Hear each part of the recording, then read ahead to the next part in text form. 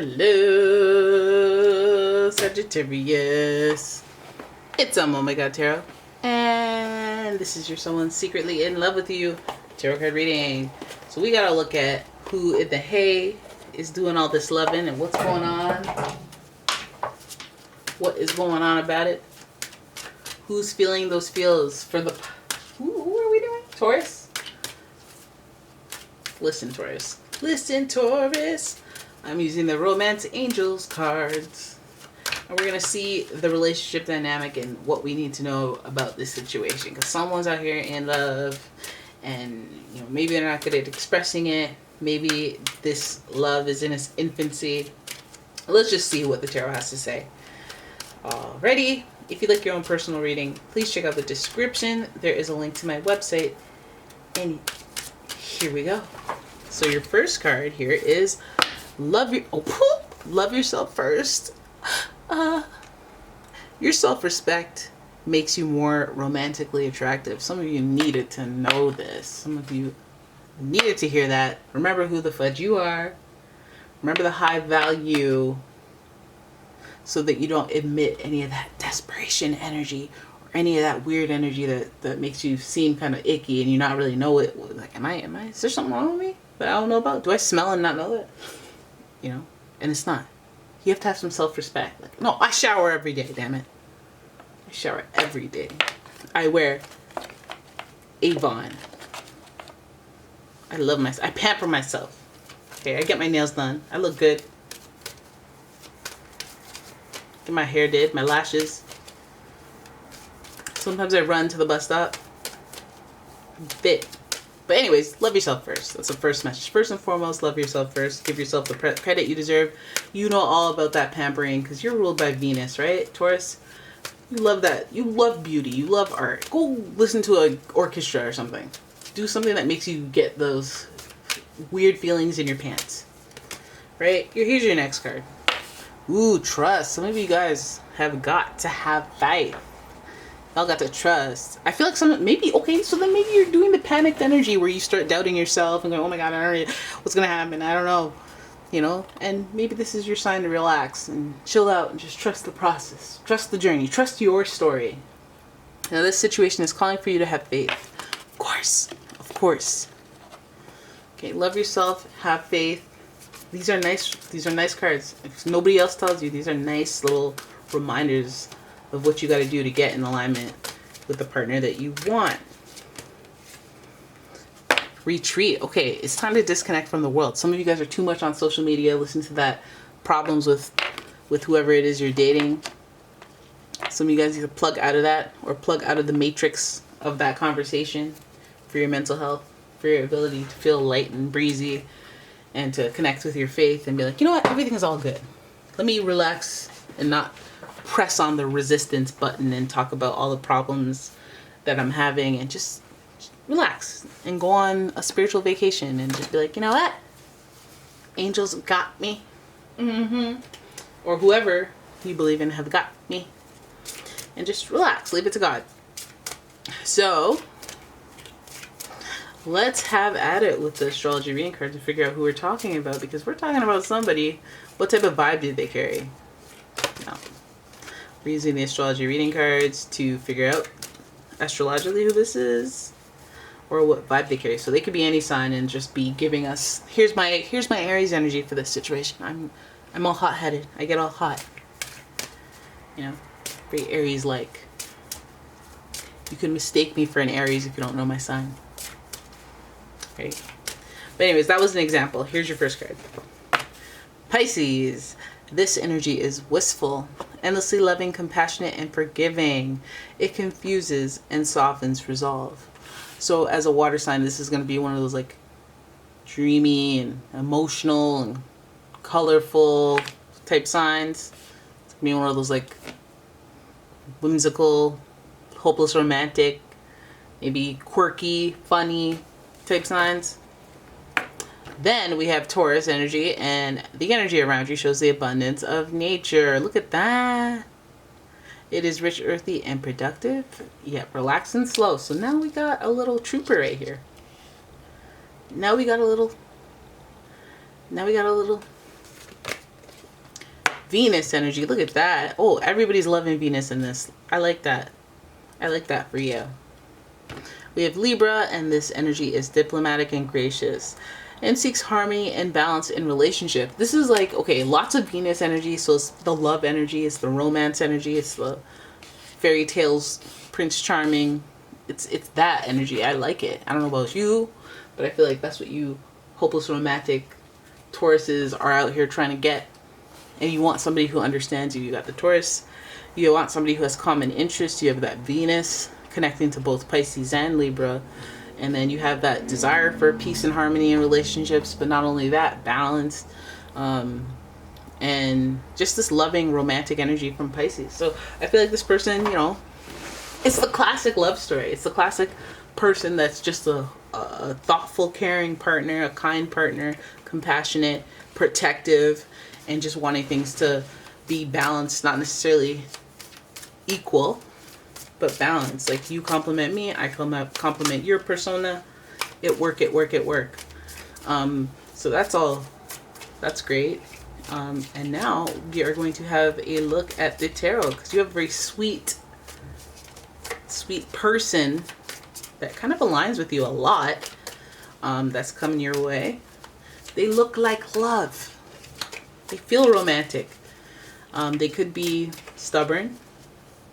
They could be very good with their words, charming, maybe make too big of a promise, but smooth talker. It's kind of hard with the lovey-dovey people, because Pisces, they could, you know, be too clingy or come on too strong. So it might be like, ew, yeah, life for me.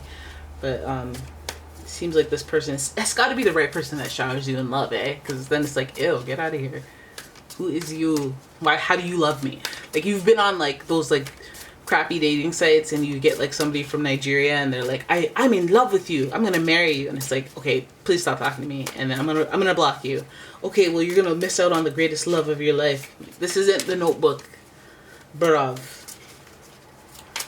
Oh, where'd I go for a second? That happened to my friend, not me. But anyways, here we go. This has gotten a really good shuffle here. Let's have a look and see what in the sal's going on with this person that's in love with you. Developing them. Oh my gosh. We got the Ten of Cups. We got the this is like, okay, let's not jinx it. Let's not jinx it. Let's just talk about the Ten of Cups being a happy ending.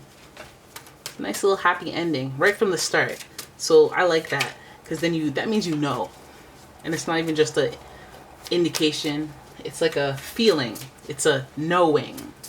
And you just know. You just know with this person. Now we got the Moon in reverse. And the Moon is associated with Pisces. Now what I like about this is typically the Moon represents a kind of distorted perception of reality. A warped perception of reality. Like, you know, when you're on drugs or you're drinking. So you're kind of blurry and stuff like that. Or if you're depressed or anxious, you see things very hectically, or you see things very like negatively, pessimistically.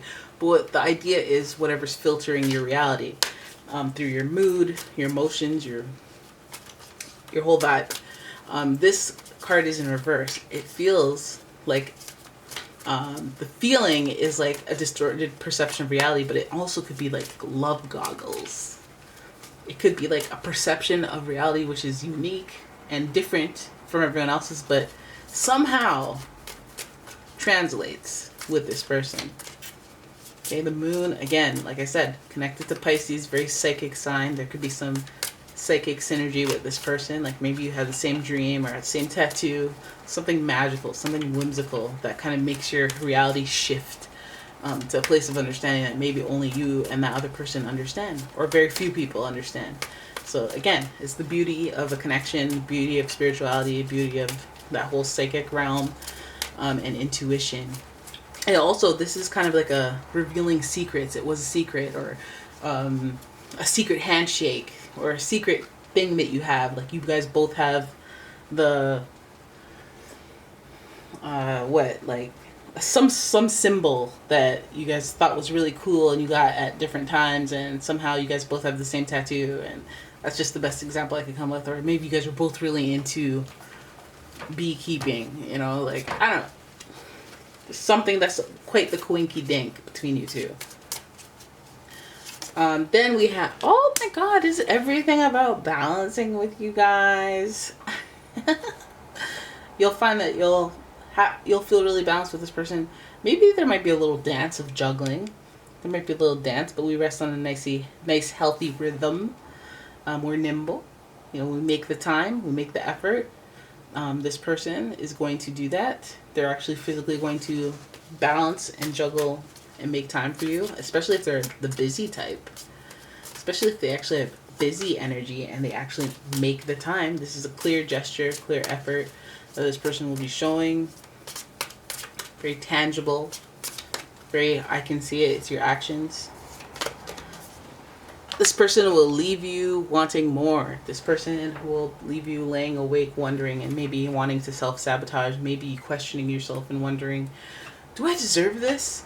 I don't know. And like inadvertently, subconsciously, somewhat sabotage it. But I think that might be the self-doubt that earlier the Romance Angels cards were telling you to take care of. You will not interact with this self-doubt if you love yourself, if you trust and have faith.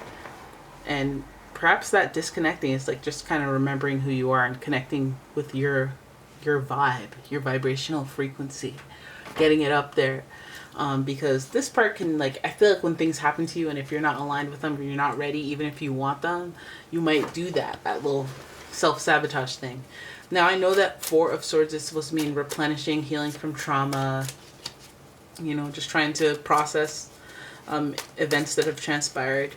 I feel like it's also just like this indicator of a person that's not ready. They're still processing some things that have happened. And that's why, again, so important to love yourself and really assess yourself.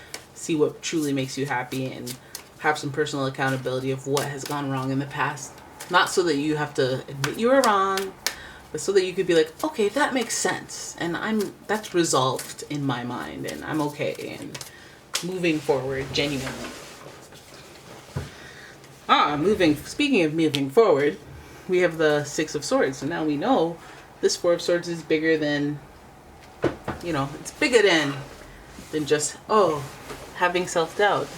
There is something that this person is going to be moving on from. They're going to have some rocky history, but you might even know a thing or two and have some experience about that.